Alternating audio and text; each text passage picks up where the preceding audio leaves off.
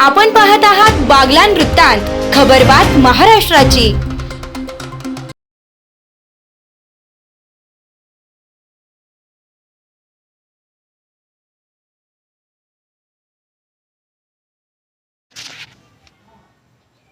आमदार दिलीप बोरसे यांच्या हस्ते करंजाड येथे भगवान एकलव्यांच्या पुतळ्याचे अनावरण। करंजाड ग्रामस्थ, एकलव्य मित्रमंडळ, आदिवासी समाजातील विविध सामाजिक संस्था आणि आमदार दिलीप बोरसे यांच्या मोलाच्या सहकार्यातून करंजाड येथील आदिवासी वस्तीच्या मध्यवर्ती ठिकाणी महादंडनायक भगवान एकलव्य यांचा पूर्णाकृती पुतळा विराजमान करण्यात आलाय। या पुतळ्याच्या परिसरात सुद्धा खूप सुंदर अशा पद्धतीने सुशोभीकरण करण्यात आले आहे। याच पुतळ्याच्या अनावरण कार्यक्रमाचा दिनांक 29/12/2025 रोजी सकाळी अनावरण करण्यात आलाय। यावेळी आमदार दिलीप बोरसे उपस्थित होते। अनावरणाप्रसंगी करंजाड येथील तरुण वर्गाने फटाक्याच्या आतिषबाजीने व फुलाच्या वर्षावाने आनंद उत्सव साजरा केला।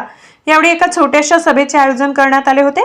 या प्रसंगी आमदार बोरसे, सेवानिवृत्त शिक्षक युवराज पवार, गुलाबराव देवरे, कृष्ण भामरे, राकेश देवरे, सरपंच अरुण देवरे यांनी भगवान एकलव्य यांच्या जीवनपटावर आपले मनोगत व्यक्त केले। करंजाड ग्रामस्थांच्या वतीने व आदिवासी समाजाच्या वतीने आलेल्या मान्यवरांचा शाल, श्रीफळ देऊन सत्कार केला। कार्यक्रमाचे सूत्रसंचालन योगेश देवरे यांनी केले। आलेल्या मान्यवरांसाठी आणि ग्रामस्थांसाठी आयोजकांच्या वतीने महाप्रसादाचे आयोजन करण्यात आले। कार्यक्रमाप्रसंगी करंजाड गावचे सरपंच, उपसरपंच, सदस्य मंडळ, विविध कार्यकारी सोसायटी सभापती, उपसभापती व त्यांचे सदस्य मंडळ, नामपूर कृषी उत्पन्न बाजार समिती सभापती, उपसभापती व त्यांचे सदस्य मंडळ, आजी-माजी जिल्हा परिषद पंचायत समिती सदस्य उपस्थित होते।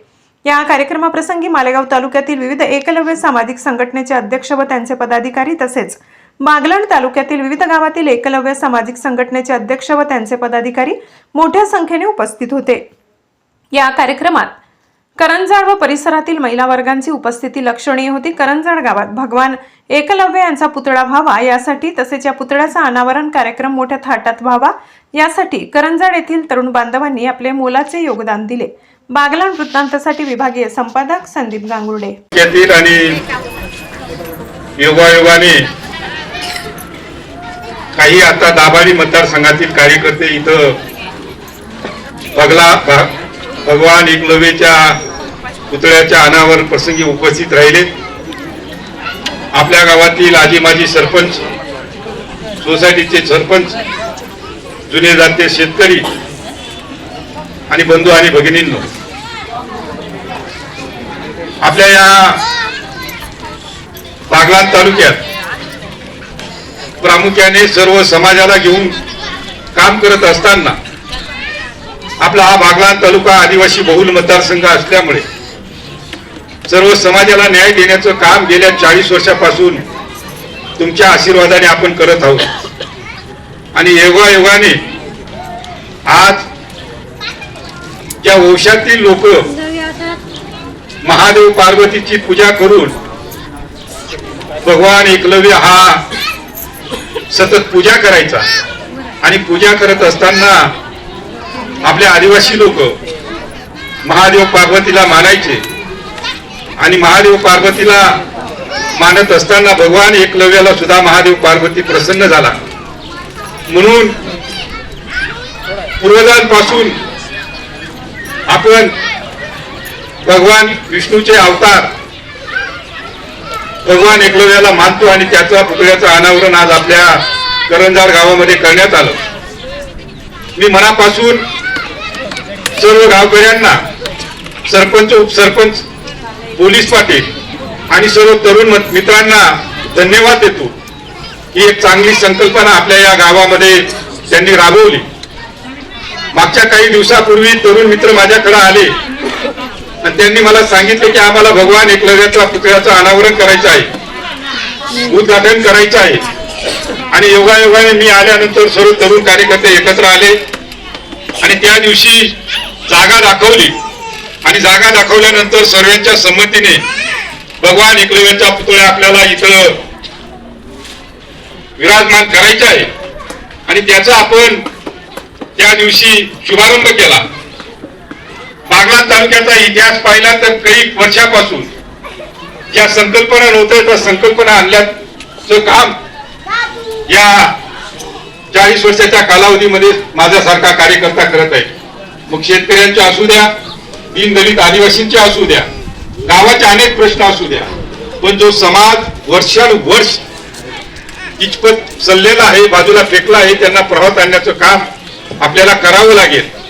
म्हणून या उत्तर महाराष्ट्रात प्रामुख्याने आपल्या या बागलाण तालुक्यात 172 गावांमध्ये जो समाज विखुरलेला आहे, त्या समाजामध्ये जवळजवळ 30 ते 40 गावामध्ये आम्ही अशा पद्धतीचं मॉडेल भगवान एकलव्याचं दिलं आहे, जे कधी 40 वर्षात झालं नाही.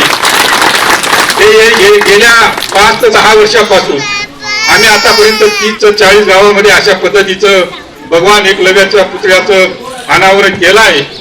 आणि आता नवीन पिढी आता प्रवाहात आली आहे आणि त्या नवीन पिढीला आम्ही प्रामुख्याने आता टप्प्याटप्प्याने शिकवण देत आहोत. तुम्ही आपण नशीबवान आहात की अशा गावामध्ये भगवान एकलव्याच्या पुतळ्याच्या अनावरणा प्रसंगी पहिले उद्घाटन आम्ही अभ्यासिकाचं केलं. अभ्यासिकेचं केल्यानंतर पुन्हा आपण मंगल कार्यालयाचं केलं आणि मला मनापासून आनंद झाला की आता ज्या वेळेस आम्ही ज्या गावामध्ये भगवान एकलव्याच्या पुतळ्याचं अनावरण करणार, त्यावेळेस प्रत्येक गावामध्ये आम्ही अभ्यासिकाचं उद्घाटन पहिले करणार. म्हणजे जे गावं राहिले असतील पहिले, आता आमचा समाज पहिले शिकायला शिकला पाहिजे. शिक्षण घेतल्यानंतर पुढे त्याच्या जीवन प्रवासात तो आला पाहिजे. आणि भगवान एकलव्याची जो आदर्श आहे, आपण शंकर भगवानचे पुजारी आहोत, आपण वेषणापासून अलिप्त राहिलं पाहिजे. आणि वेषणापासून अलिप्त राहायचं असेल तर आता आपल्याला प्रामुख्याने आपण काही मोठे शेतकरी नाहीत, आपण काही व्यापारी नाहीत, आपण कुठेतरी मजुरीला जाणारे लोक आहोत. पण मला तुम्हाला आवर्जून सांगायचं आहे, सकाळी उठल्यानंतर आपला कुठलाही व्यवसाय असू द्या, मग तो व्यापारीकडे जाण्याचा, मजुरीला जाण्याचा व्यवसाय असू द्या, शेतकऱ्यांकडे जाण्याचा व्यवसाय असू द्या, तुम्ही सकाळी उठलं पाहिजे, आपली आंघोळ स्नान झाली पाहिजे. आणि आता मी आपल्या सर्वांच्या आशीर्वादाने भगवान एकलव्याच्या पुतळ्याचं अनावरण इथे केलं आहे. भगवान एकलव्याचं दर्शन घ्यायचं, सकाळी 7 वाजता त्याची पूजा अर्चा करायची, मग आपल्या दिनचर्याला सुरुवात करायची. आपली दिनचर्या एका चांगल्या मार्गाने करायची. म्हणून प्रत्येक गावामध्ये आम्ही हा भगवान एकलव्याच्या पुतळ्याचं अनावरण करत आहोत. त्याचा आदर्श, त्याचा विचार घेऊन आज आपल्याला पुढे चालायचं आहे. त्याच्यासारखा शूर योद्धा कोणी नव्हता. काही कारणास्तव इतिहासकारांनी त्यांना विसरून गेले.